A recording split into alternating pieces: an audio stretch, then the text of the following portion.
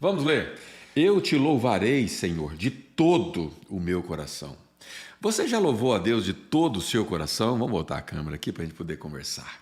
Já vamos começar com esse versículo aqui, que já começa já com verdades que nós precisamos entender. Quando você for louvar a Deus, você louva com todo o seu coração. Você não louva assim, acompanhando a melodia, e aí a sua voz custa você mesmo ouvir, ou então você até louva com a voz alta e todos ficam reparando como você canta bem, né? E aí você canta melhor ainda, mas você louva de todo o seu coração.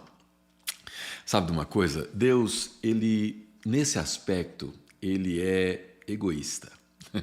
Se eu posso dizer assim, com perdão da expressão. Por quê? Porque ele nos quer todo. Deus não quer você só um pelar, um pecar. Deus não quer você só mais ou menos. Deus quer você inteiro.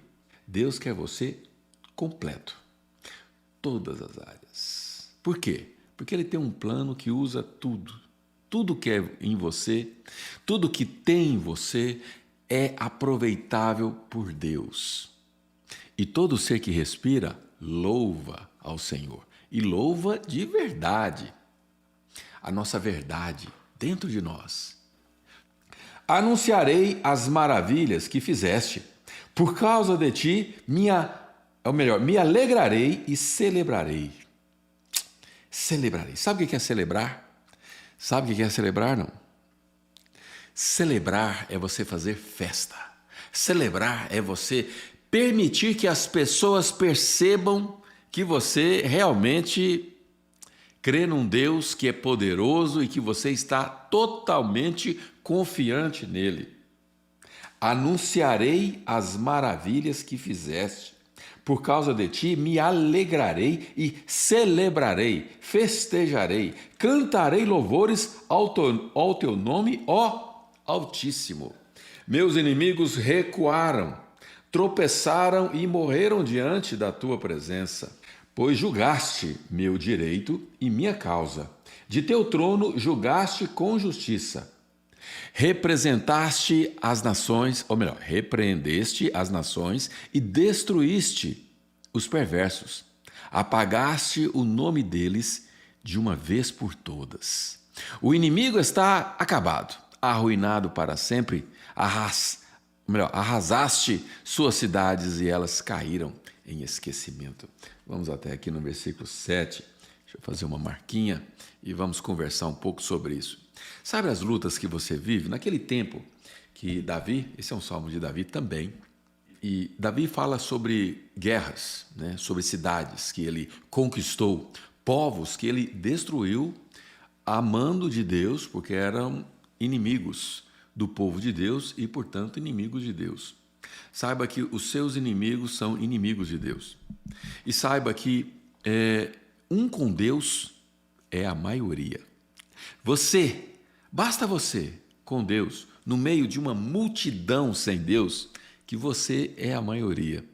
E aqui, embora pareça ser uma coisa relacionada com sangue, relacionada com aparente injustiça, nós jamais podemos julgar a justiça de Deus, porque nós não conseguimos ver todo o cenário. Nós não conseguimos enxergar do outro lado da montanha. Sabe esse seu problema que você julga ser impossível de resolver? Deus tem nas mãos todo o poder de transformar isso em passado. E aí você olha e usa os verbos aqui que ele usou no passado. Meus inimigos recuaram, tropeçaram e morreram diante da tua presença. Essa situação que você luta com tanta dificuldade, ela vai virar passado. Ela vai virar passado porque você precisa crer e celebrar o que Deus já fez antes de ver. Isso é fé. Fé é a convicção de fatos que se não vê. Você não vê com seus olhos ainda, mas aqui dentro, do seu coração, ou melhor dizendo, na sua mente, você já viu. Você já acredita. Isso é fé. Isso é exercitar a fé. Vamos lá, versículo 7. O Senhor, porém, reina para sempre. De seu trono executa o julgamento. Julgará o mundo com justiça e governará as nações com imparcialidade. Em outra versão diz com equidade, ou seja, de maneira justa. O Senhor é abrigo para os oprimidos, refúgio em tempos de aflição.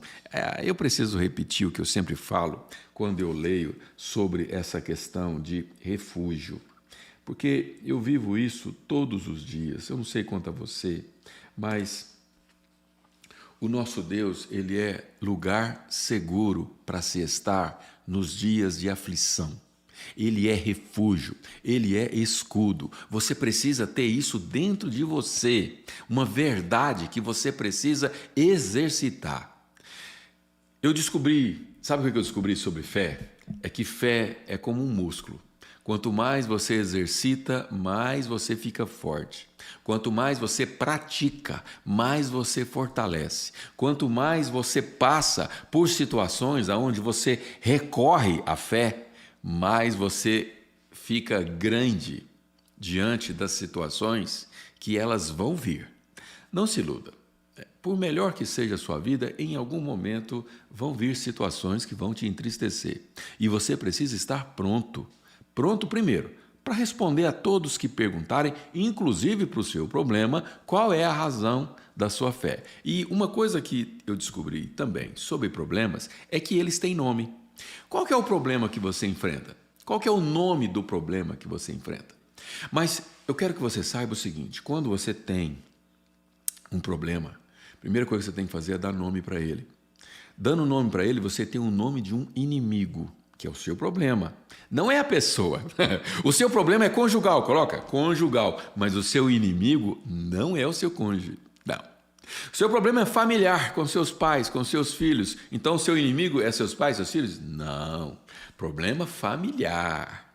Dá nome para o seu problema e decrete vitória àquele problema.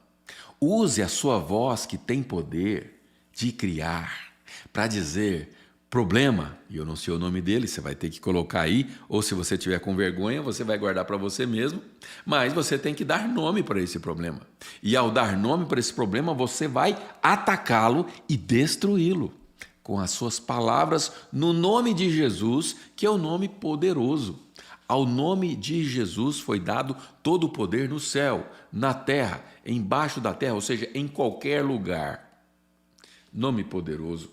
Refúgio. Portanto, você tem um lugar para se refugiar, para se esconder do problema. Não, você não esconde do problema. O problema você enfrenta.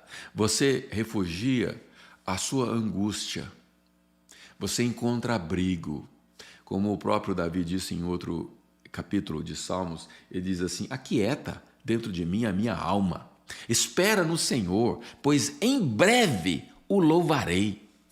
Quieta sua alma no refúgio que há em Deus. Vamos prosseguir. E eu não sei até onde eu li, deixa eu ver aqui, cantem louvores, eu achei aqui, né? Cantem louvores ao Senhor, que reina em Sião. Não, acho que eu parei aqui, ó. Quem conhece teu nome confia em ti, pois tu, Senhor, não abandonas quem te busca. Você conhece a Deus? Quem conhece a Deus, confia nele. Você confia que Deus pode resolver aquele problema que você vai dar nome? Você confia que Deus é capaz? Se você confia, você age de acordo com quem confia. As nossas intenções, as nossas ações, elas demonstram a verdade que tem em nós. Se você se acha um pobre coitado, você anda nas ruas como um pobre coitado. E quando as pessoas olharem para você, vão dizer: esse é um pobre coitado. Se você acredita que você é um vencedor, você vai andar nas ruas de cabeça erguida, entendendo que você é um vencedor. E quando alguém olhar para você, vai ver que você é um vencedor. Não importa se você tem lutas ou não, porque um vencedor não é aquele que não tem lutas. Davi, por exemplo, ele viveu muitas guerras, muitas batalhas. Ele conquistou reinos, cidades. Ele foi um grande rei, um grande conquistador. Mas ele era um vencedor Porém, ele era um vencedor justamente porque ele tinha muitas guerras. Se ele não tivesse guerras nenhuma, aliás, se eu, não tivesse guerras nenhuma, poderíamos dizer que nós seríamos vencedores? Vencedor de quê? Ué, tem batalha. Vencer o quê? Você não tem luta nenhuma se você não tivesse, porque é impossível, né? Se a pessoa não tivesse luta nenhuma, seria vencedora? Não. Ou então a pessoa fala assim, não, eu não vou empreender porque eu tenho medo. Ela não vai ser vencedora naquela área, porque ela foi covarde em não tentar, em não lutar por medo. O medo paralisa. O medo nos protege, o papel do medo é nos proteger, mas ele também nos paralisa. Cuidado com o medo que te paralisa, porque no cemitério é cheio de pessoas que não conheceram a vitória, não foram vencedores por causa do medo. Então, quem conhece o teu nome, confia em ti. Se você não confia em Deus, então você não o conhece. Fato. Matemático. Exatas.